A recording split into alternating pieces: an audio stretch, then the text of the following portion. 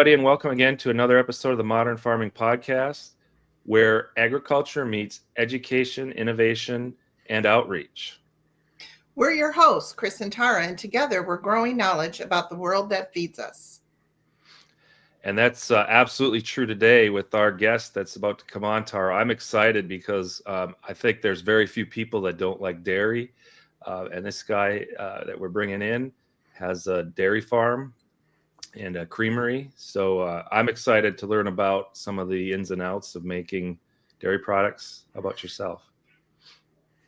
Absolutely. It's going to be a good one. So without any further ado, I'd like to introduce our guest for today, Kevin Lussier. He's a owner of a dairy farm and creamery. And welcome, Kevin. Thanks for joining the podcast. Can you tell us a little bit about yourself and your business there that you have with the dairy? Yeah, absolutely. First off, thank you guys so much for giving me the opportunity to come on today. My name is Kevin Lussier. I'm a fifth-generation dairy farmer from Hawthorne, Florida. My wife, Shelby, and I are owners and operators of Lussier Farms, LLC, and Hawthorne Creek Creamery.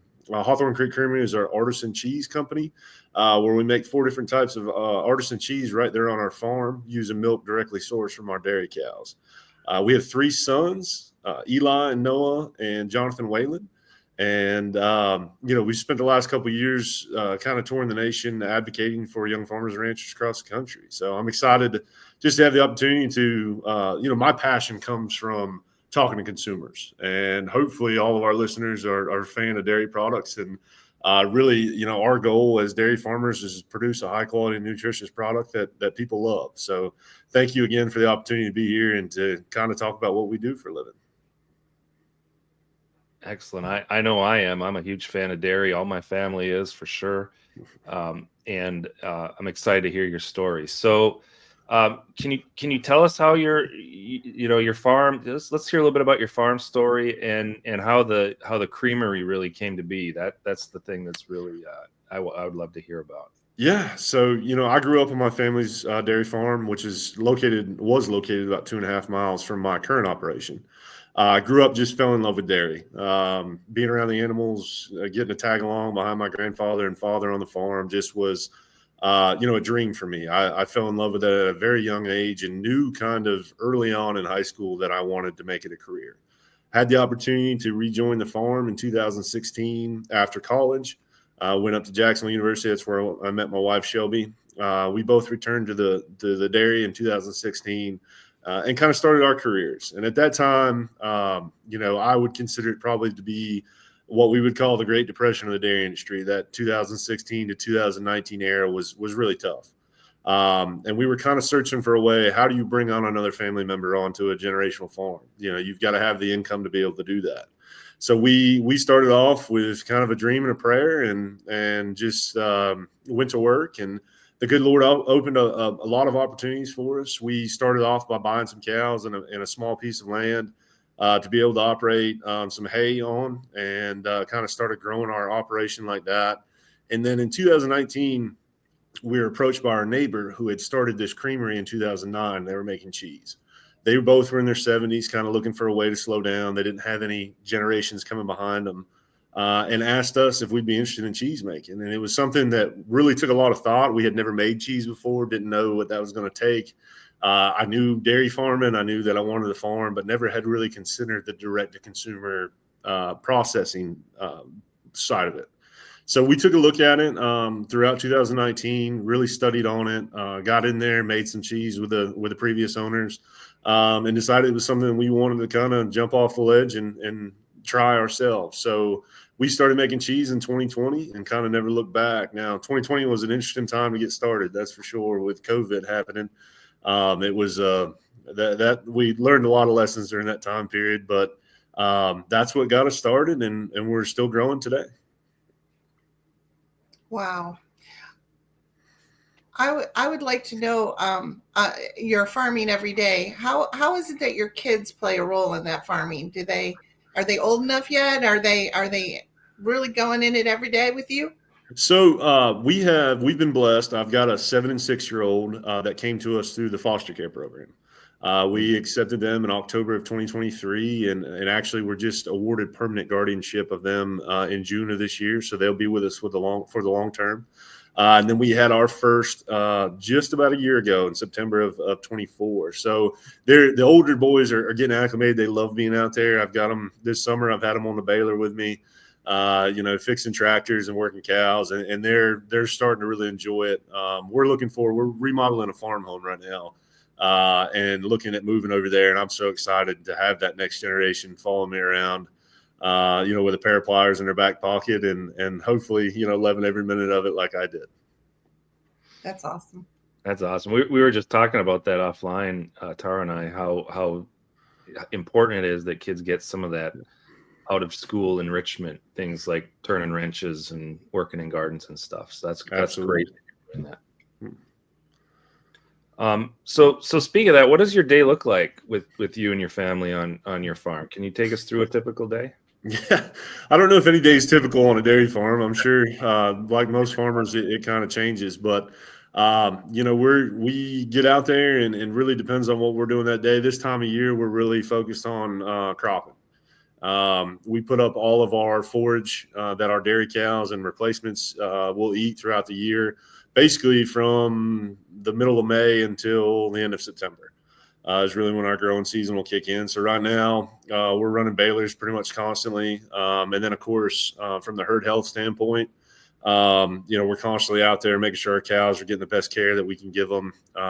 Nutrition, we're constantly looking at nutrition and things of that nature. And then really the cheese plant is a business in its own. I've been lucky enough that my parents are still willing to help me. So my mother's actually our head cheesemaker. She's in there, and she's really learned it. And cheesemaking is a science, really, but it comes down to somebody who's passionate about it. My mom has taken the reins on that and has helped us tremendously on that side of it. So it's certainly a family operation. By no means am I the only one out there getting it done every day. I have a lot of help and blessed with a lot of help, but that's.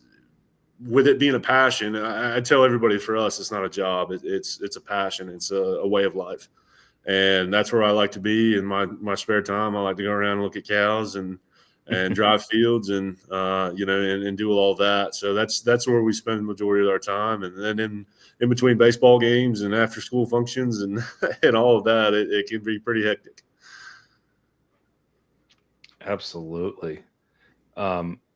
So you spoke about nutrition and health of your cattle and the ensuing quality of milk.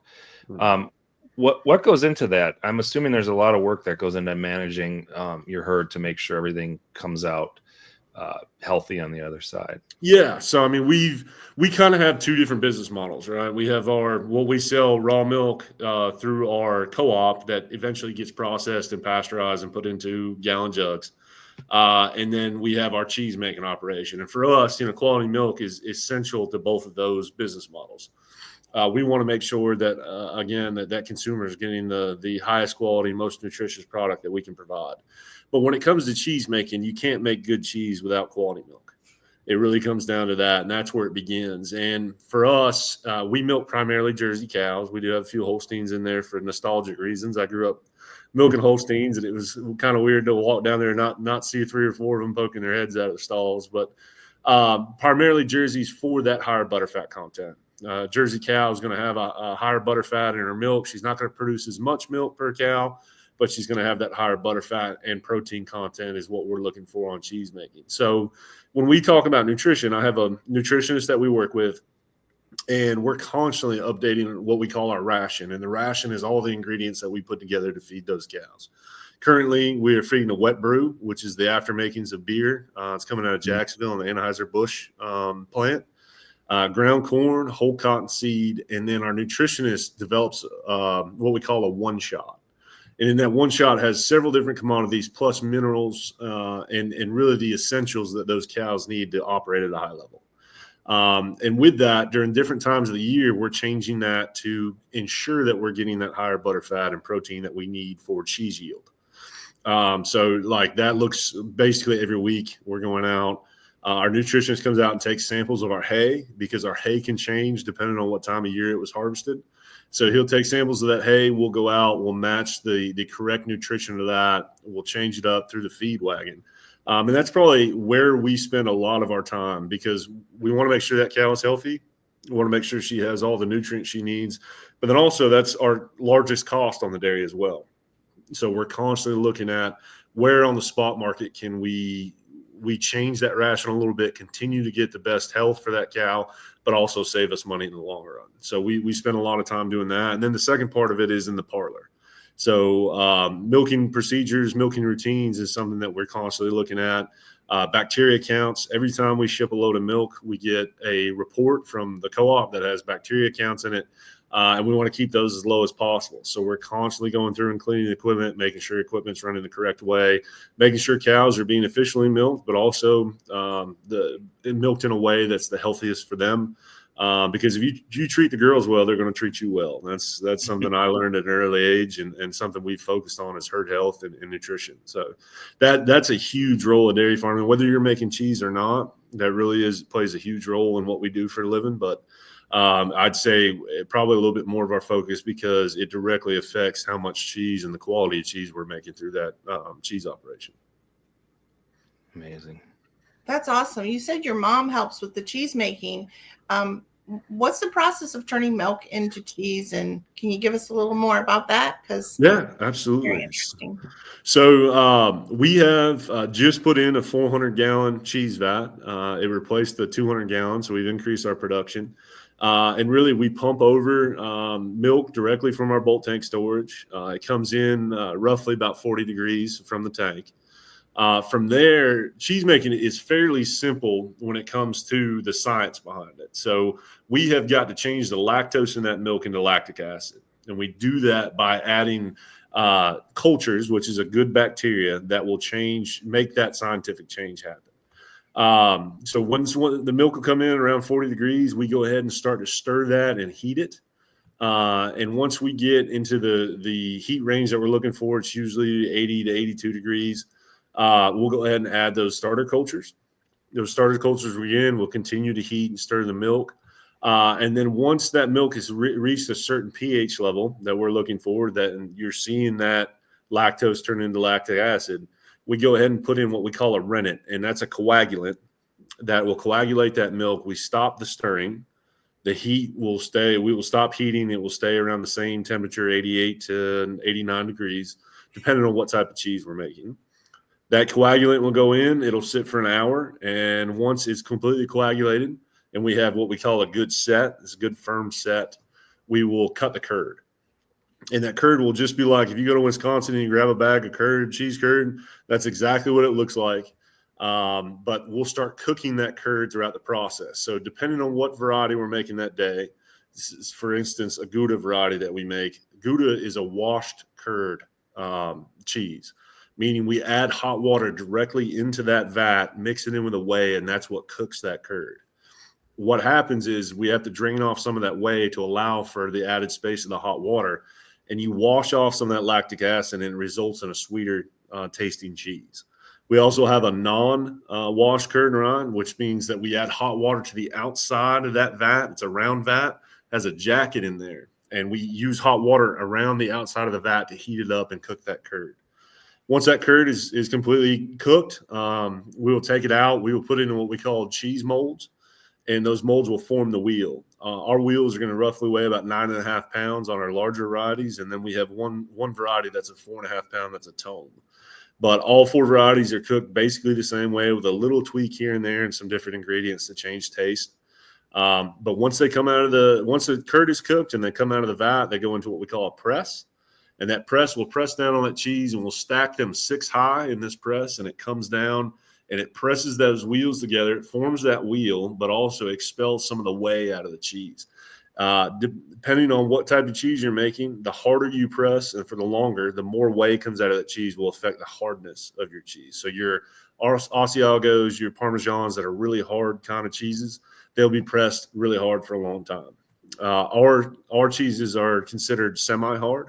So they're not quite as long as that, but they'll go in roughly about 5 hours into the press. They will come out, go into a saltwater brine, and then they go on the cheese aging shelf. We call it our cheese cave. But basically, it's a big cooler room with all these shelves with cheese on them. And they will sit there for 60 days. Once that 60-day age has occurred, then we will package them up and ship them out. We do make a raw milk cheese, so the milk is not pasteurized prior to us making cheese with it, which means we are mandatory 60-day aging period to be on the shelf. But then once that 60 days is up, we will slap a Hawthorne Creek label on it and then ship it out. Wow. I didn't realize there was that much process in making cheese. That's amazing. Yeah, it's once you get into it, it definitely was a learning curve for us. But once we were able to get our hands around it, it sounds like a lot. I know I threw a lot at you guys there, but it's basically following a recipe. And as you get through that recipe, you find that there's small tweaks you can make here or there that'll make a little bit better cheese or change the taste a little bit, and it's something that we're able to play with. I have a lot of fun with it, and learning that side of it has been a great joy. Nice. Do you have a favorite? Oh, so I think Tome. I don't know if you guys have ever heard of Tome. It's a very unique cheese. Actually, Tome is our softest variety. It doesn't go into the press.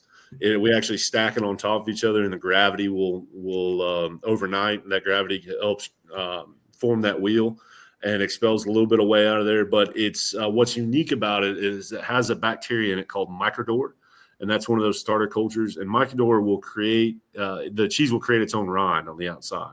So it is a mold. It's kind of like a brie in that sense. It's got a little bit of a different flavor. But depending on what time of year it is and what organisms are in the air, during the summertime, you'll have different bacteria floating around out there versus during the wintertime. And I have to clarify for our listeners that bacteria is good bacteria. It helps that cheese grow that mold on the outside, and that mold does two things. It changes the flavor, but also protects that cheese from any outside sources that could create a bad mold situation. But depending on what time of year it is, you can see different colored spots on the outside of that cheese. Sometimes we'll see blues, sometimes we'll see greens. Just depends on what's around us in the environment. And it can change slight variances in the flavor of the product. So I always think that's neat to see what's going on in a cheese cave and to be able to share that with consumers. That is, I've never even heard of the process before. So great information. Great information. Yeah. So then you could sell this direct to a customer as well. Do you sell like online? Do you have a little cheese shop? How do you sell your cheese? So we really, that goes back to the story of COVID. When we started, we had retained the customers that the previous owner had when they finished, and majority of that was going through restaurants. Actually, I'd say 100% of that was going through restaurants through a couple different distributors. And we started off, and those distributors really liked the product, and they were looking for growth. And we started making cheese on January 15th of 2020. By March 15th, after that 60-day age, our first cheese was available, and the whole world shut down on us. So my wife created a website. She got on and she helped us get that started, and we opened up a online store that's still open today. And our community really surrounded us. I mean, they saw it. With the shutdowns of COVID, they wanted to support local farms, and they kind of jumped behind us. And that's the reason we're still in business today. If we didn't have that support, we would not have been able to survive that time. But so that's when we opened our online store, and that's been great because if you're local to us or you're local to the state of Florida, I want you to be able to get local cheese and buy it directly from us. The other side of our business is wholesale. To a couple of different distributors. That majority of that will go into restaurants throughout the state of Florida. And then we also are in 268 Publix stores currently throughout the state. And that's our Gouda variety in Publix.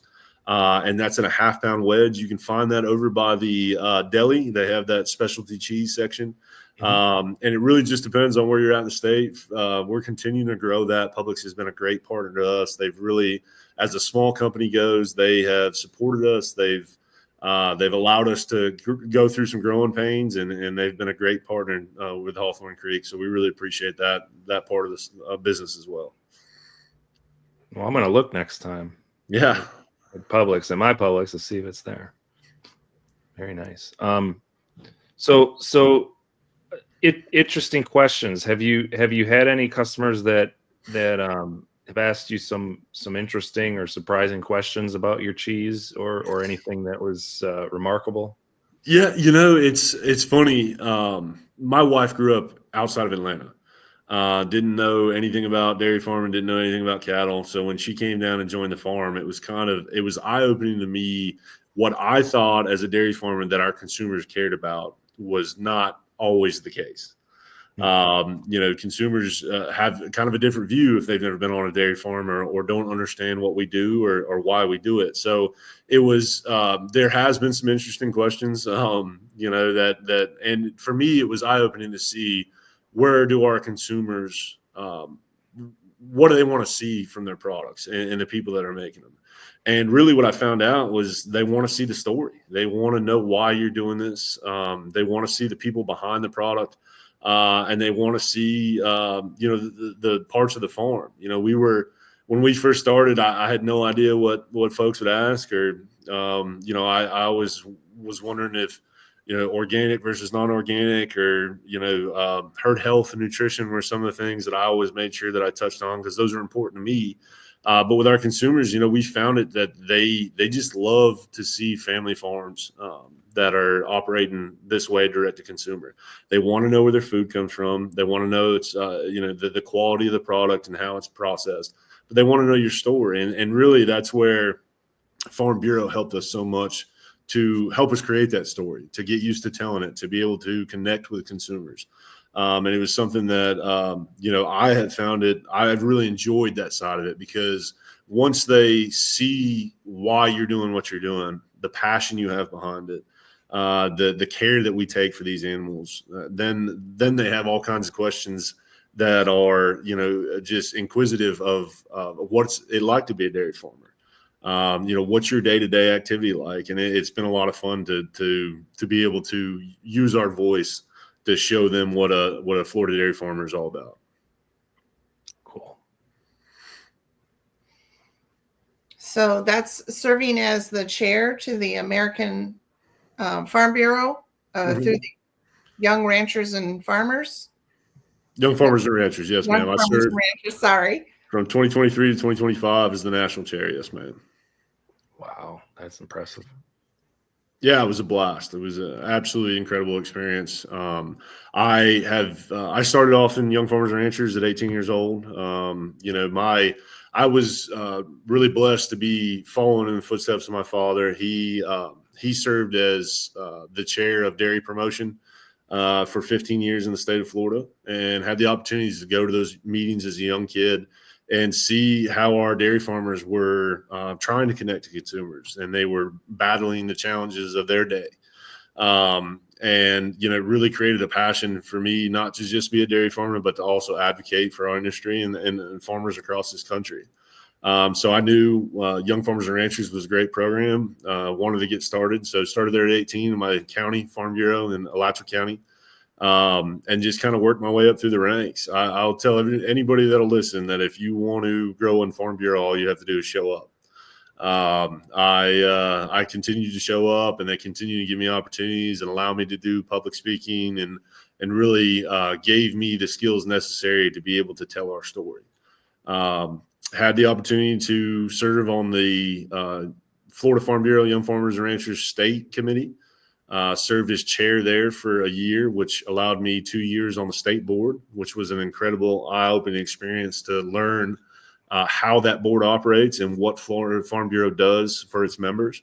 And then in 2023, went to the national level, served there for a year before running for the chair of that committee, and was lucky enough to have the opportunity to serve as chair.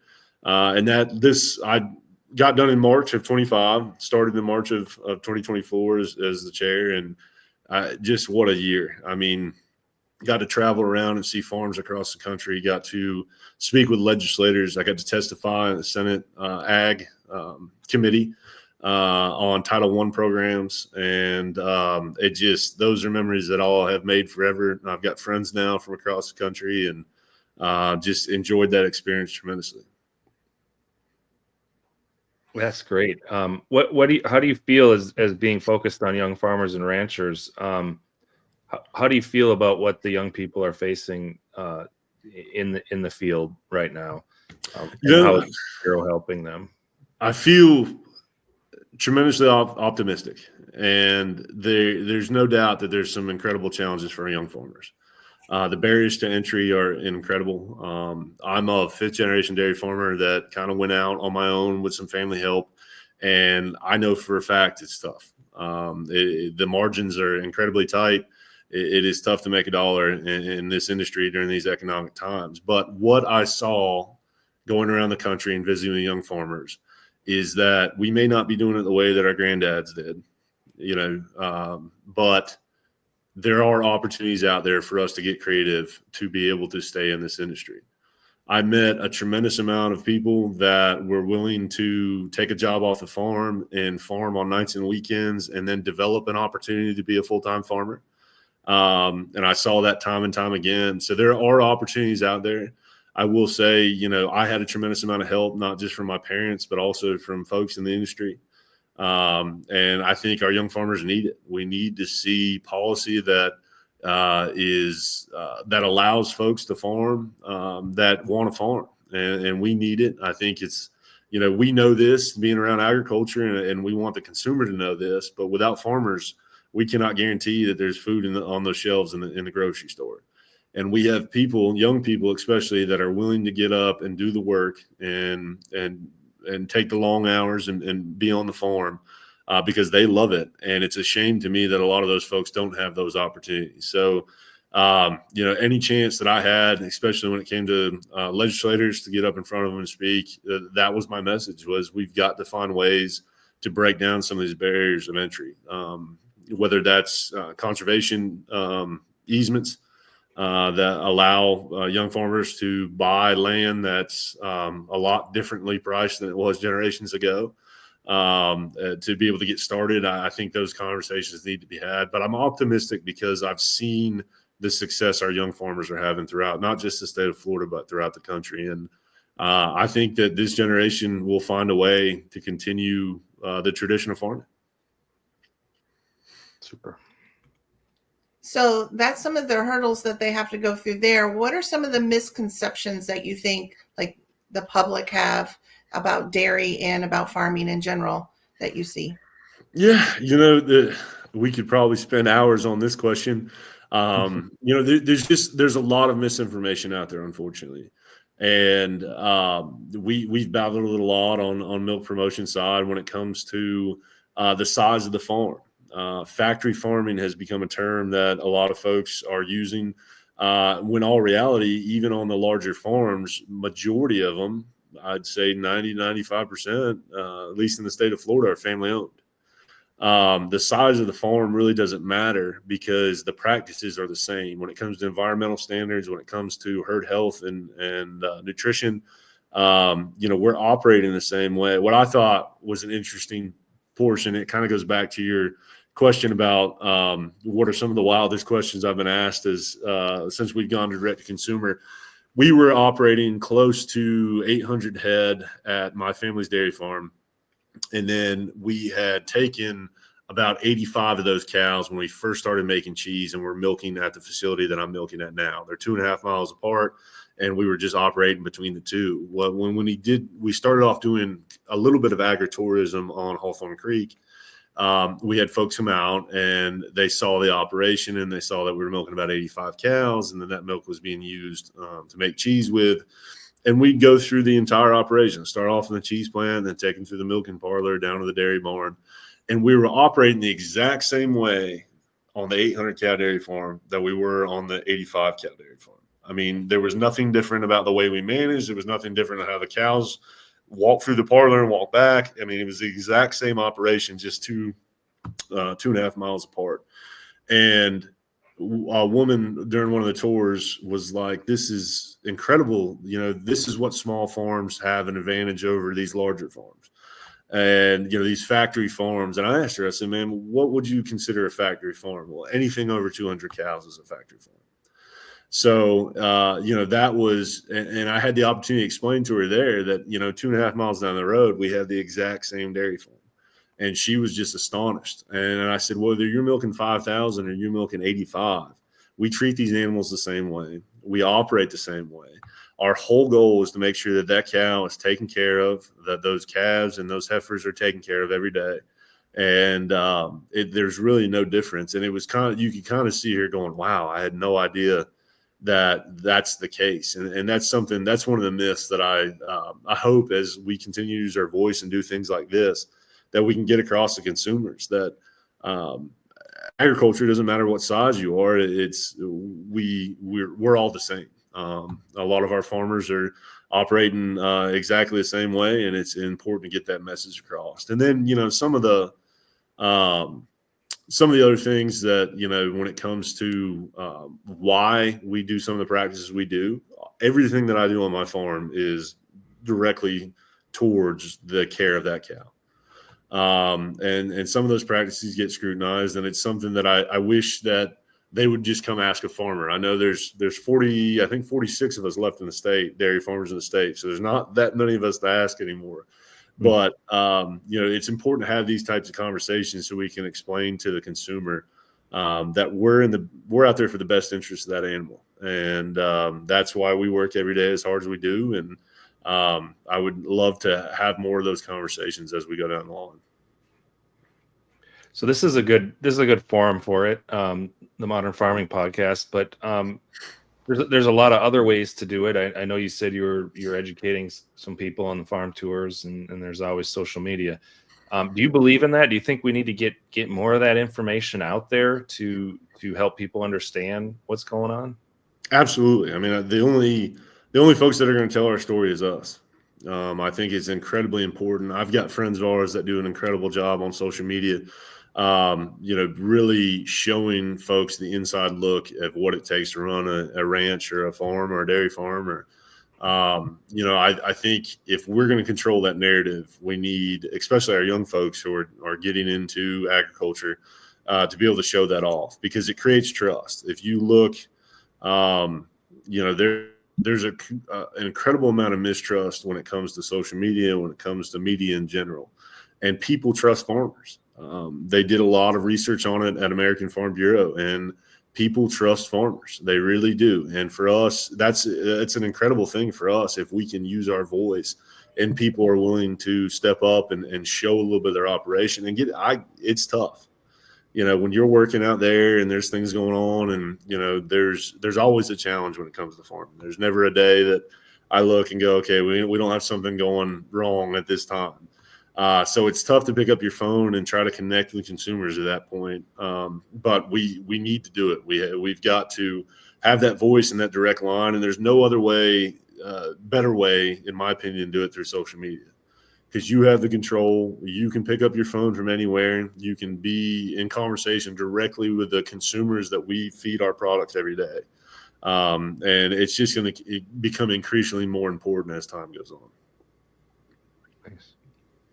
So how do you balance it all? I mean, you have the farm, the dairy, and you're dealing with the cows every day, the cheese, the Farm Bureau, the advocacy, and getting that knowledge out there, and kids.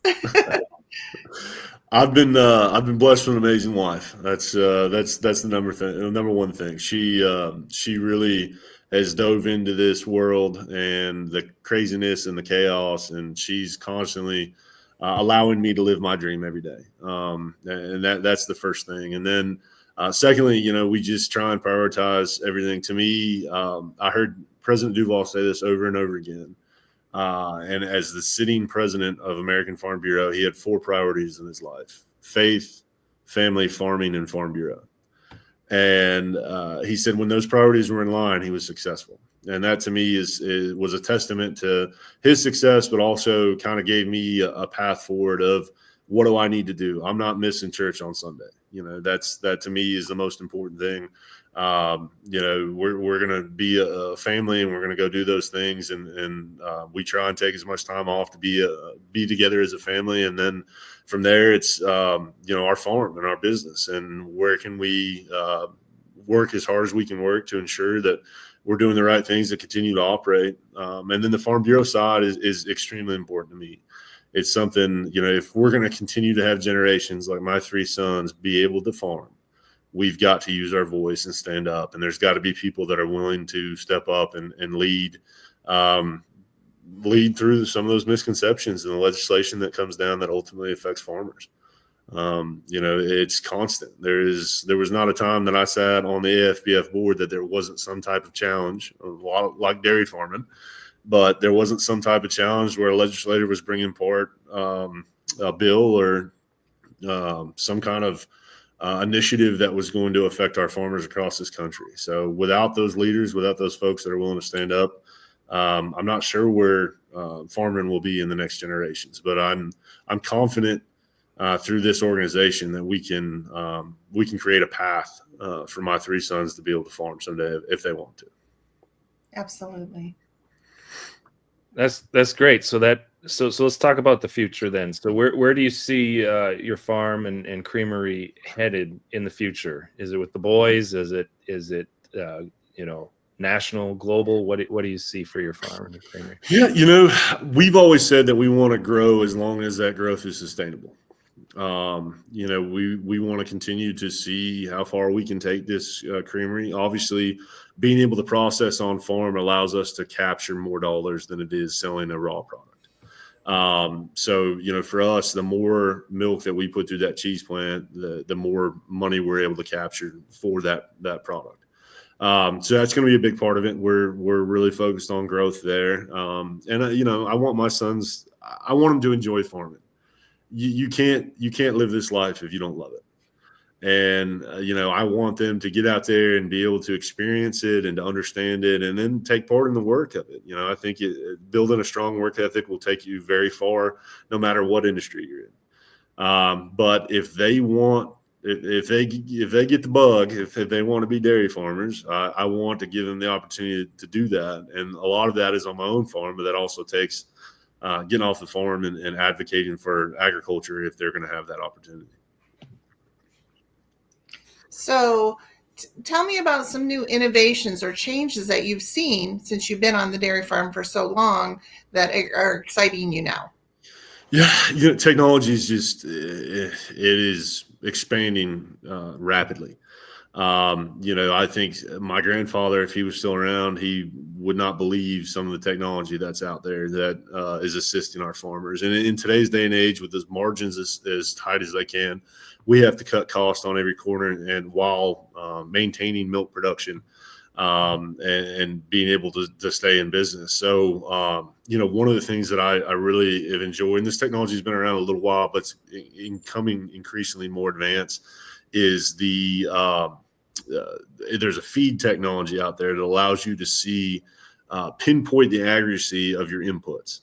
So if you have a guy that's loading a feed wagon, I can get real-time updates on my phone of how much he's putting in and how close he was to the exact ration that we want him to be feeding.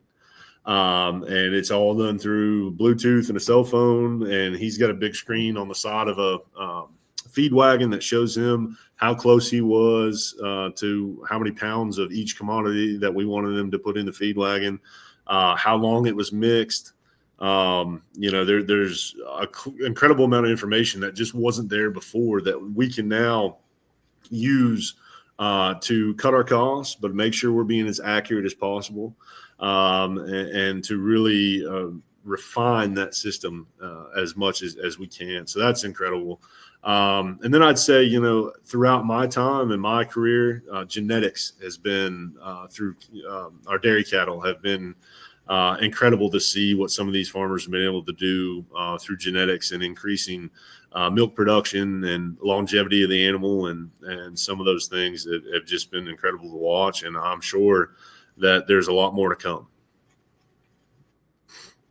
That's I'm interested in genetics too. I think that's really a great place to invest our time and money when it comes to any sort of product that's organic, right, in nature.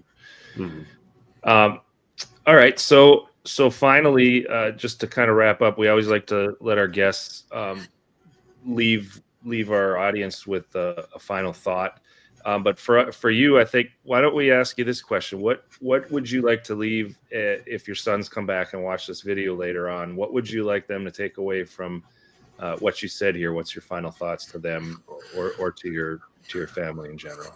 That's a great question. You know, if they're watching this 15, 20 years down the line, I just hope they know the passion and the work that has gone into trying to build something for them.